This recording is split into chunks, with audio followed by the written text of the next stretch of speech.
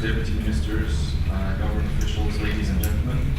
My name is Hicham Mohsine. I'm the education business manager for HB.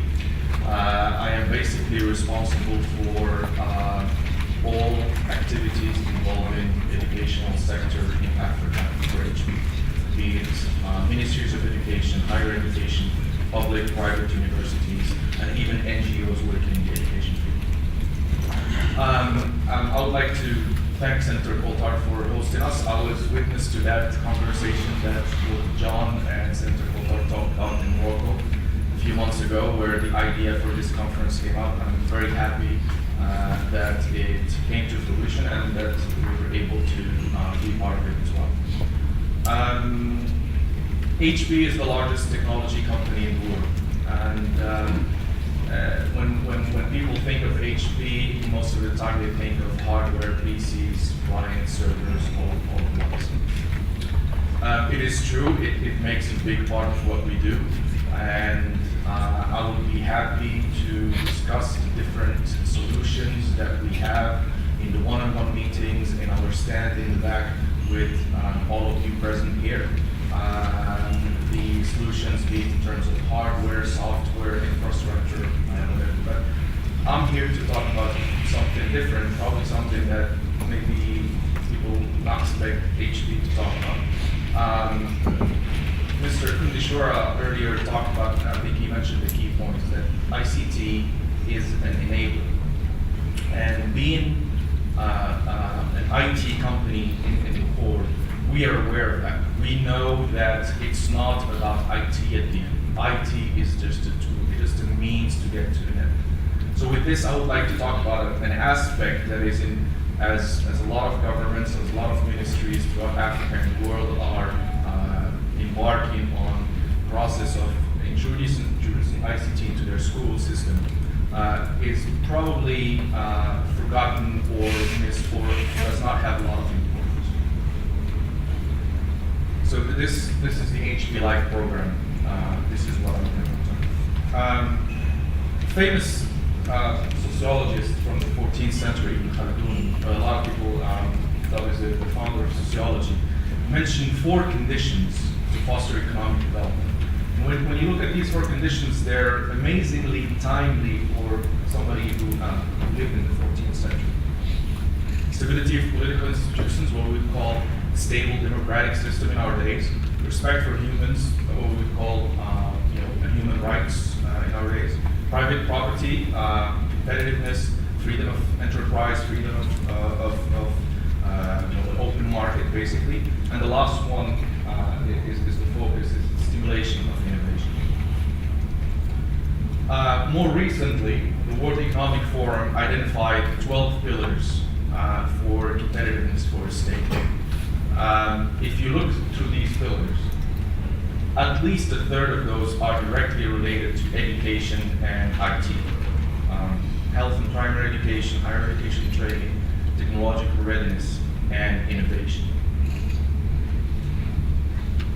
So with this in mind, what is basically the goal, the end goal of introducing ICT into the curriculums, into schools, be it primary or higher education? The outcome, the output that we would like to get is different from what was expected from the education systems a few decades ago, as was mentioned earlier by my previous colleague. What is important now is to have the skills that allow the people to function critically, be it in as a citizen, as an employee, and more as a knowledge worker. So we're not talking about having knowledge per se. We're talking about access, knowing how to access that knowledge and being able to solve complex, multidisciplinary, open-ended problems. Being able to have the initiative, the ability to create and to think outside of the box and to start new things, what we call entrepreneurial thinking. Being able to communicate, collaborate with people from different regions, with different languages, and different cultural standards. And like I said earlier, it's not the knowledge per se that is important, is the knowing how to access the knowledge and how to make innovative use of that knowledge. And then the last part, which is related to basically any citizen's role, is being able to take charge of financial, health, civic responsibilities, making wise choices in one's life. So, how to stimulate innovation, back to the 4 conditions that we mentioned earlier, and the answer from our perspective is clear, is education. And how to approach education to be able to get to that outcome. So with this in mind, we have come up with a set of programs that are targeted towards these goals. And one key program is the HP Life. Stands for Learning Initiative for Entrepreneurs. It's a training program that was developed by HP in collaboration with an NGO based in Geneva called MIAI. And the goal is to bridge the IT and business skills needed for entrepreneurs to be able to transform their lives and be successful. The program has different components. One is the physical center where the program takes place. That's the HP Training Center. The curricula based on IT and entrepreneurship education. That's a curricula that we have already developed.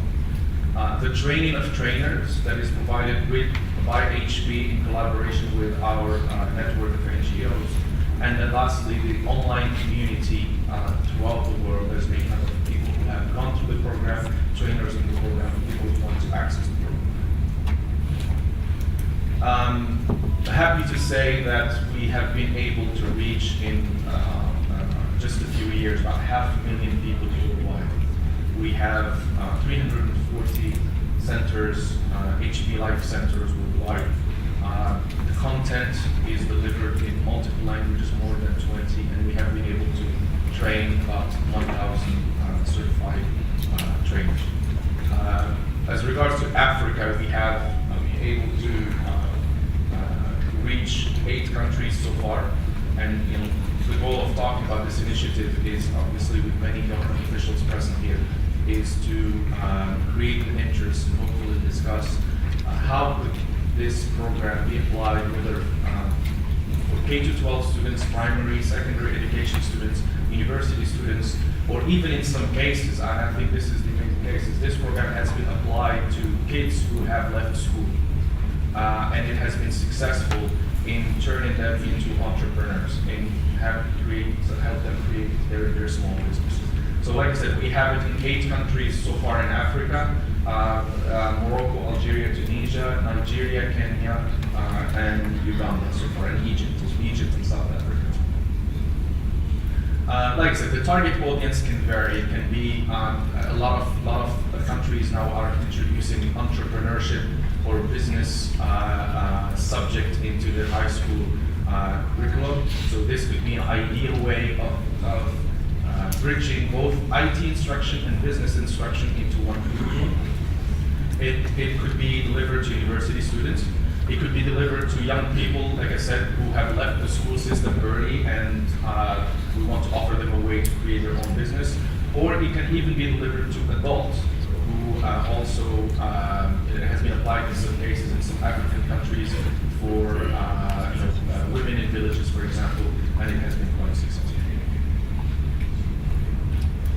This is a brief idea about the phases of the program. So it goes through the 5 phases of creating a business, from the creation of thinking of the idea, the planning, the starting, the growth, and the innovation, which are the classical phases of any enterprise. And it goes through the 4 major business functions: marketing, operations, communication, finance, and the different topics into those functions. I think one important aspect here is that we have, working with many entities throughout the world, government entities who have ICT programs, who, for example, worked with HP to introduce ICT to their education systems. The missing part is that a lot of times we have seen ICT instruction for the sake of ICT instruction. strategy. So classic example is we'll use you how to use a word processing program or a spreadsheet program, for example. And that's not as useful as when you bridge both IT instruction and an application for that IT tool. And I think entrepreneurship and business classes are a classic example of where the bridging that gap will deliver a better outcome. Related to the HP Life, I think one additional program that could be of interest, and we are in discussion with the Ministry of ICT in Tanzania for equipping over 100,000 teachers with laptops. We have a program that is similar to the HP Life, but is about using IT to deliver instruction that is for teachers. And I think that would be of interest to all the ministries of education present here. So like I said, we are working in Tanzania on a pilot program for that. There will be a train-the-trainer process that is given by HP. Those trainers will go out to train the teachers in different communities, whether in the cities or in rural communities. We'll be happy to share with you the outcomes of that project and discuss if you have any similar interest. We have a video here of a student who has gone through the program. She talks about how it was able to change her life and basically give her the tools necessary to succeed. Unfortunately, I am told that the internet connection is not so stable, so we'll skip it. My understanding is that the presentation will be available later on, so we'll be happy to provide the link and the text of the full presentation. So with this in mind, I would like to thank you for your attention. Again, we're happy. I think the three key pillars that we talk to people when they're discussion introducing ICT into education systems are IT infrastructure, number one. Number two, curriculum. You have to adapt the curriculum to the output that you want to deliver. And number three is professional development. That includes mainly professional development of the teachers. So this is as HP, we're aware of these three key pillars, and we want to have your ICT computerization initiatives as successful as possible. So it is important to think about these key pillars ahead of time, to have a strategy and to have processes and to have partners that can help you deliver on all